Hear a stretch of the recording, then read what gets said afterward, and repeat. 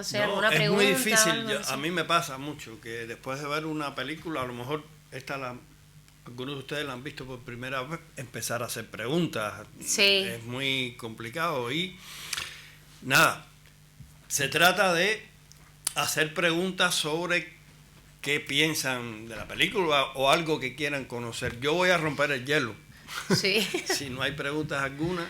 Y cuál fue, por ejemplo, yo recuerdo cuando se exhibió por primera vez, Daniel me llamó y estaba muy nervioso con el que iba a pasar con la película. Y me dijo, Fernando, mira, la película se exhibe a las 10 de la mañana en el festival, después por la noche a las 8 será la premier con todo, y yo tengo que estar ahí, pero yo quisiera que fueras tú para ver cuál es la reacción del público. A mí nunca se me olvidará esa mañana en el Festival de La Habana, cómo el público se identificó mucho.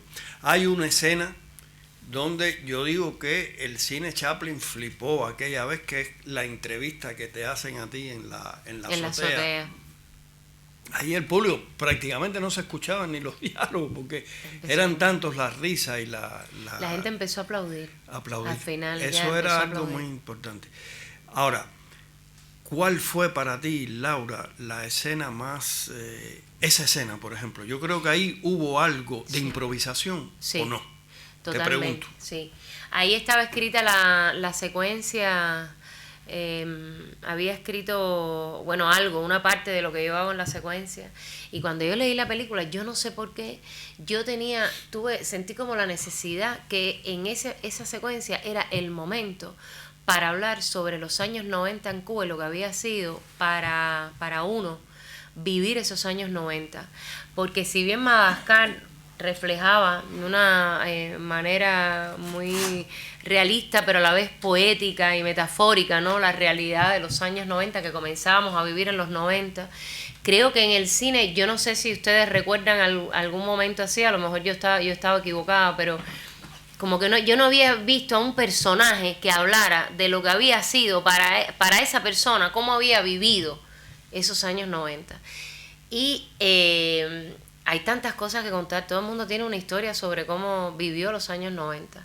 Y yo le dije, ay Daniel, a mí me gustaría aquí improvisar algo sobre los años 90, sobre cómo se vivían los años, cómo vivimos los años 90.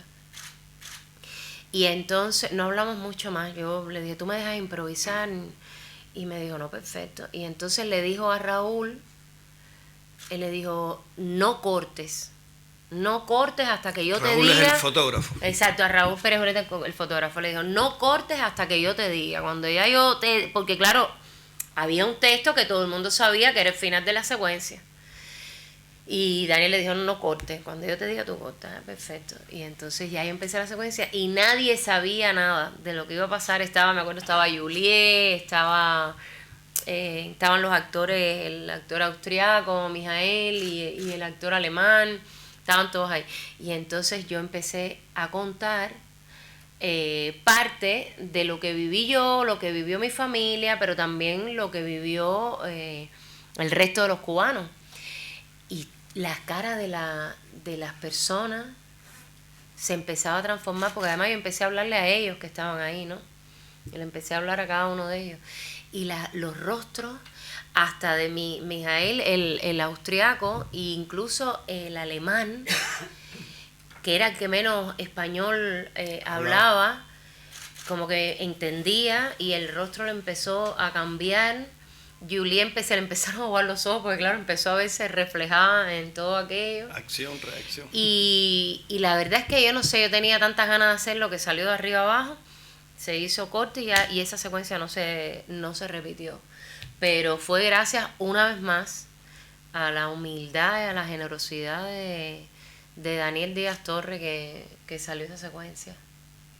Y bueno, un ejemplo más de cómo el actor aporta también al personaje, no es solamente... Sí, después es una secuencia que es la gente dice, la secuencia de la azotea, y es por lo que se cuenta de los años 90, porque es que uno al final quiere verse reflejado ahí, y yo cuento cosas muy personales también, ¿no?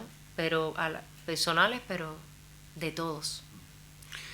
En el caso ya, cuando tú, es decir, porque la película también, pienso yo, trata el tema del el desdoblamiento de la actriz, trata el tema de la actuación. ¿Cómo tú te preparaste para interpretar esa jinetera? Es decir, bueno, la jinetera uno la tiene ahí casi que es algo que está muy presente en la vida de uno al final, ¿no? Yo creo que si todavía existiera pues el teatro bufo en Cuba, pues sería uno de los personajes ahora mismo tipos, ¿no? De teatro bufo. Pero para mí, más que interpretar a la propia jinetera, el tema que se me presentó sobre cómo resolverlo era la mentira dentro de la mentira, ¿no? Era cómo a crear esa mentira. Era todo un juego que a mí se me planteó, ¿no? Que a lo mejor era muy, muy simple y muy sencillo, que no era tan complicado como yo lo veía, pero cómo representar la mentira, ¿no? Y la verdad es que se resolvió de manera natural, ¿no? No hay que tampoco actuar, porque al final el público sabe que tú estás exacto, y que estás mintiendo. Pero fue el tema para mí dentro de este personaje era eso, la mentira. ¿Qué es la mentira? ¿Cómo funciona? ¿Cómo hacerla para mí? ¿Cómo para el público? ¿Cómo en la historia, no? ¿Cómo para el personaje que está frente mío? Y fue como lo más interesante para mí a la hora de trabajar el personaje. Por lo demás, es un hecho basado, o sea, es una historia basada en un hecho real que no se llevó a término la historia. El resto es una actriz a la que le ofrecieron esto y la historia empezó como si esta actriz hubiese dicho que sí, que hubiese pasado, lo que hubiese ocurrido. Pero fue una proposición que realmente, o sea, se le dieron, una proposición que le hicieron. Y ella estuvo a punto de hacerlo, pero bueno, después no lo hizo. Y es una actriz además que estudió conmigo, que fuimos compañeras y es de esas películas que también las hace sintiéndote muy apropiado de esa situación, ¿no? Porque al ser un actor, pues es lo que le está sucediendo a uno en el día a día, ¿no? No así tan extremo como le pasa ahora a Ana. Yo nunca he tenido que estar en la situación de Ana, pero... Bien, si hay alguna pregunta que quieran... Sí. Los actores extranjeros, ¿cómo asimilaban esas situaciones tan raras? Bueno, la película es una comedia, ¿no? Es una tragicomedia, es una comedia amarga, decía Daniel. Es una comedia amarga, ¿no? Porque tú vas riéndote durante la película, a medida que pasa la película, te vas quedando como una mueca de la risa, ¿no? Te empiezas riendo a carcajadas y después eso como que se te queda como en una mueca, ¿no? Y ellos, primero, es una situación que se siente un poco absurda, pero como estuvieron en La Habana, en Cuba, estaban en la calle, andaban con nosotros, con los cubanos, pues pudieron un poco que adentrarse dentro de la realidad cubana, un poco, preguntaban mucho, Mijael sobre todo, que es el austriaco, es el personaje de... ¿cómo se llama en la película? Ahora ya no estoy en la memoria, no lo tengo. Helmut. No, Helmut es el joven, el más joven, que es el que se queda al final conmigo, que yo le digo, sí, tú me conoces, tú sabes quién soy yo. Él es un actor, un comediante conocidísimo en Austria. Y él me hacía muchas preguntas constantemente. Él estaba muy interesado de la realidad cubana, muy interesado en la realidad cubana, andaba mucho en la calle. Después llegó su pareja y también se iban mucho por La Habana, se fueron de hecho por Cuba, vivieron mucho la realidad cubana y les sirvió un montón las conversaciones que teníamos.